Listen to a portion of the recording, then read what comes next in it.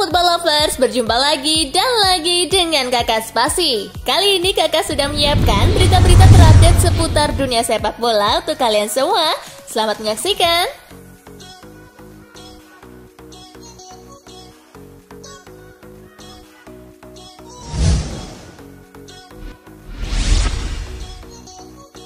Real Madrid pinjamkan Kubo ke Mallorca. Real Madrid meminjamkan Takefusa Kubo ke Real Mallorca. Ini menjadi periode kedua winger asal Jepang itu berkostum Los Piratas. Madrid melepas Kubo ke Mallorca dengan durasi pinjaman sampai Juni 2022. Kubo sebetulnya juga menerima proposal dari Real Sociedad, tetapi memutuskan untuk memilih Mallorca dengan penawaran yang lebih baik.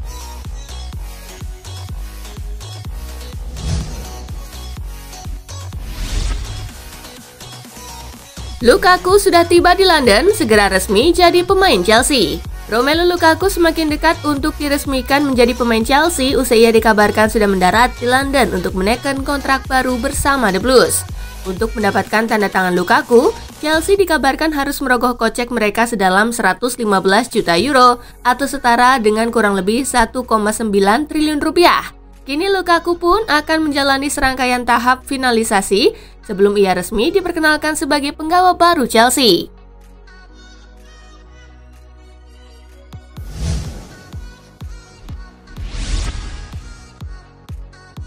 Edin Dzeko segera merapat ke Inter Milan. Setelah memberikan porsi latihan individu di Roma, klub berjuluk Yellow-Rossi itu akhirnya memberikan lampu hijau kepada Dzeko untuk berangkat ke Milan. Dzeko dijadwalkan melakukan pemeriksaan tes medis untuk melengkapi berkas perpindahannya ke Inter. Nantinya setelah lolos tes medis, Dzeko langsung menandatangani kontrak selama 2 tahun dengan Inter.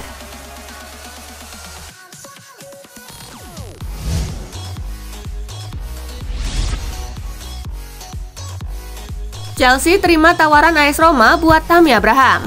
Petinggi AS Roma, Thiago Pinto, sampai terbang ke Inggris untuk mendapatkan restu dari Chelsea agar bisa membawa Abraham ke Italia. Pinto datang dengan membawa proposal yang menggiurkan. Gol Internasional melaporkan kalau tawaran Roma bernilai 40 juta euro. Chelsea langsung menerima dengan mencantumkan klausul buyback di dalam penawaran Roma. Sekarang Yellow-Rossi tinggal meyakinkan Abraham agar mau melanjutkan karirnya di Italia. Sepertinya agak sulit mengingat Roma tidak bermain di Liga Champions maupun Liga Eropa musim depan. Tetapi mereka masih bisa berpartisipasi dalam ajang Europa Conference League.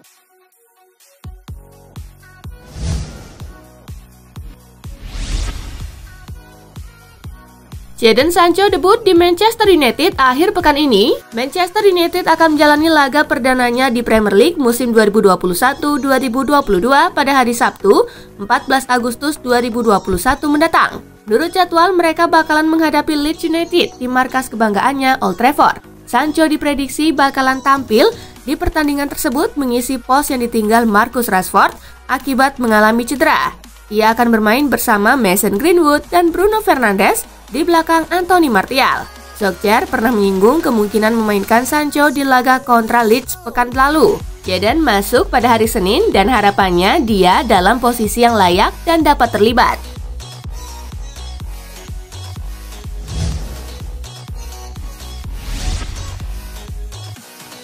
Barcelona punya hutang 658,5 miliar rupiah ke Lionel Messi. Bagi Messi, Barcelona kini tinggal kenangan. Namun, bagi klub, Messi lebih dari itu. Selain legenda klub yang jelas sudah pergi, Messi adalah sosok yang harus dipenuhi kewajibannya. Ya, Barcelona masih punya sangkutan dengan sang pemain. Adalah perkara bonus loyalitas sang pemain yang belum dibayarkan Barcelona. Seperti dilaporkan, El Espanyol, Blaugrana masih punya tunggakan kepada Lionel Messi sebesar 39 juta euro atau setara dengan 658,5 miliar rupiah.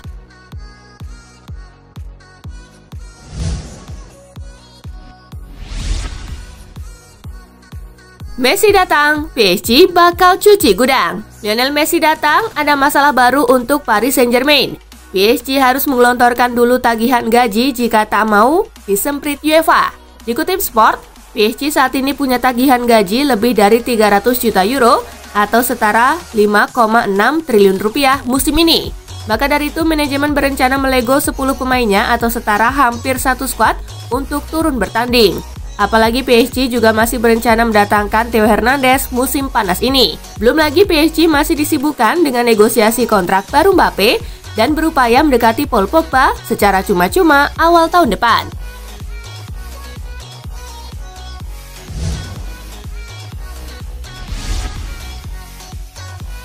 Messi akui ada peran Neymar di balik transfernya ke PSG. Messi resmi menjadi pemain PSG pada Selasa 10 Agustus 2021 waktu setempat. Sehari berselang, La Pulga diperkenalkan ke publik. Pemain yang dikontrak selama 2 tahun itu mengungkapkan rahasia di balik kepindahannya. Transfer ke PSG diakuinya terjadi karena ada peran Neymar. Neymar berperan penting dalam kedatangan saya, kata Lionel Messi dalam konferensi pers pertamanya sebagai pemain Paris Saint-Germain. Sekedar informasi, Messi dan Neymar memang pernah bersama di Barcelona dalam kurun waktu 2013 hingga 2017.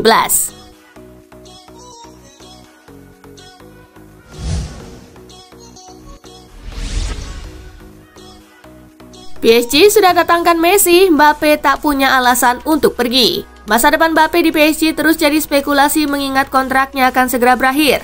Kontrak penyerang internasional Prancis itu akan habis pada Juni 2022.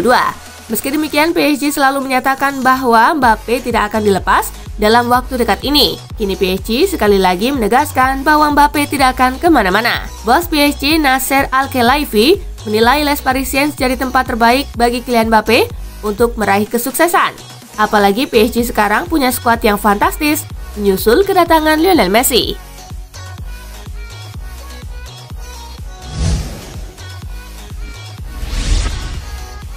Datangkan Lionel Messi, PSG klaim tak langgar FFP. Presiden Paris Saint-Germain Nasser Al-Khelaifi menegaskan bahwa mengontrak pemain mega bintang seperti Lionel Messi tidak membuat klubnya melanggar aturan Financial Fair Play milik UEFA. Sebelum kami melakukan apapun, kami memeriksa dengan orang komersial, keuangan, dan hukum kami, kata Al-Khelaifi dikutip dari Reuters pada Rabu. Kami memiliki kapasitas untuk mengontraknya. Bila kami merekrut Leo, itu karena kami bisa. Bila tidak, kami tidak akan melakukannya. Apa yang dibawa Leo ke klub sangat besar, seperti yang bisa Anda lihat di luar. Ia adalah aset besar bagi klub. Lanjutnya,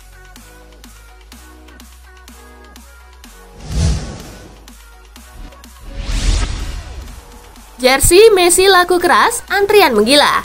Antrian di toko resmi Paris Saint-Germain mengular. Para supporter mengincar sebuah memorabilia berbentuk jersey Lionel Messi. Sesaat setelah Messi diperkenalkan sebagai rekrutan baru PSG, jersey anyar PSG dengan nomor punggung 30 ludes terjual di toko daring resmi. Selain itu, sehari setelah Messi menjadi bagian klub, terdapat antrian panjang di depan toko resmi PSG. Melalui pantauan media sosial, terlihat orang-orang mengantri di toko yang berlokasi di dekat Champs-Élysées tersebut. Bagaimana telah diprediksi, kedatangan Messi tak hanya berdampak di dalam lapangan, tetapi juga di luar lapangan, termasuk pemasukan klub dari penjualan barang-barang.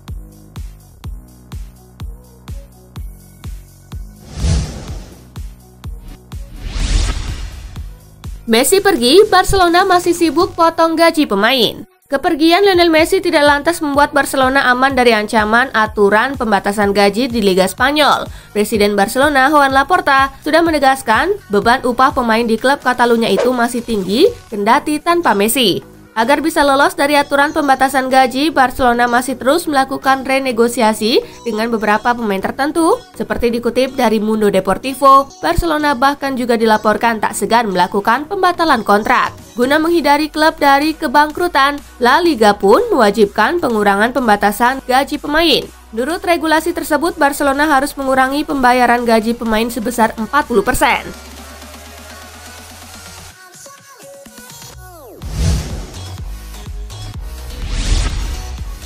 Kalahkan Villarreal, Chelsea juara Piala Super Eropa.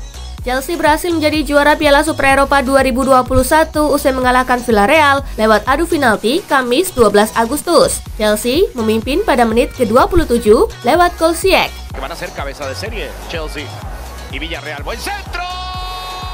Namun Villarreal mampu menyamakan skor di menit ke-73 lewat gol Gerard Moreno.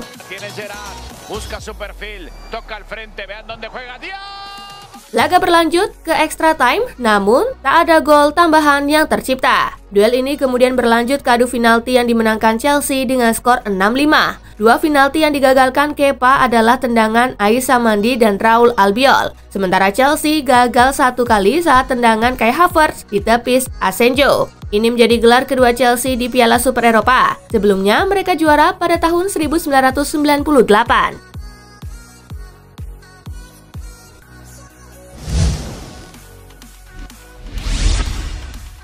Digantikan Kepa di adu penalti, Edouard Mendy beri respon berkelas. Edouard Mendy hanya bisa pasrah ketika ditarik keluar jelang adu penalti melawan Villarreal di ajang Piala Super Eropa Kamis 12 Agustus. Tetapi ia sudah tahu penggantinya yakni Kepa Arrizabalaga bakal memainkan peran besar.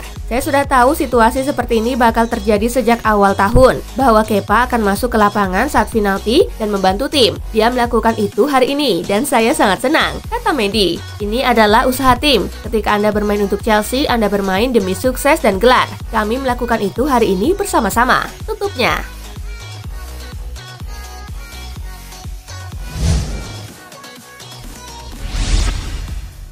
Rafael Varane bakal gunakan nomor punggung tak terduga di MU. Rafael Varane dilaporkan tidak akan menggunakan nomor punggung 4 di klub barunya di Manchester United. Saat di Real Madrid, Varane mengenakan nomor punggung 2 dan 5, tetapi preferensinya adalah nomor 4 yang biasa dia pakai di timnas Prancis. Nomor 4 di MU telah dikenakan oleh Phil Jones selama lebih dari 10 tahun sejak sang bek didatangkan dari Blackburn Rovers. Makanya Varane kemungkinan besar akan menggunakan nomor punggung 16 yang sebelumnya dipakai oleh legenda MU seperti Michael Carrick dan Roy Keane. Selain itu, nomor punggung 12 juga menjadi opsi bagi Varane yang kosong sepeninggal Chris Smalling.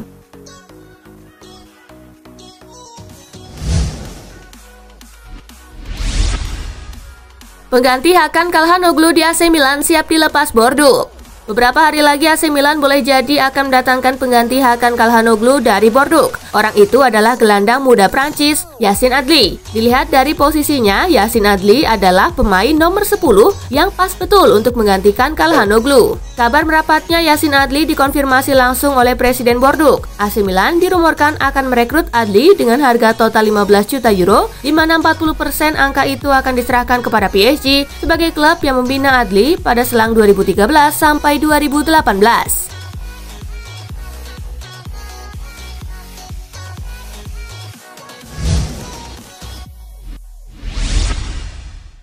Bintang Manchester City Phil Foden bakal absen lawan Tottenham Hotspur. Bintang Manchester City Phil Foden memperkirakan dirinya akan absen hingga 3-4 pekan lantaran cedera kakinya tak kunjung pulih dan akan melewatkan pembukaan Liga Premier Inggris melawan Tottenham Hotspur Minggu 15 Agustus. Foden mengalami cedera tersebut di latihan jelang final Euro 2020 dan hanya bisa melihat Inggris dikalahkan Italia lewat adu penalti. Pemain 21 tahun itu kini akan berusaha untuk bugar September besok demi membantu City mempertahankan gelar Liga Premier Inggris.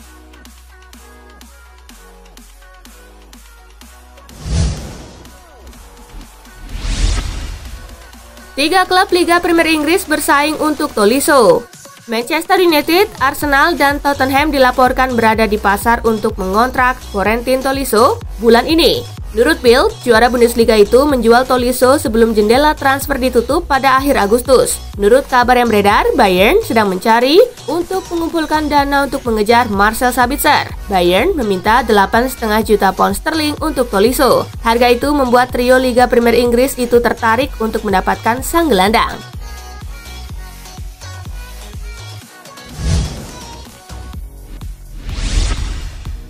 Nah itulah tadi guys, kumpulan berita menarik dan terupdate dari Kakak Spasi. Simak terus ya berita-berita terupdate lainnya dari Kakak Spasi yang pastinya akan Kakak update di Spasi Football News.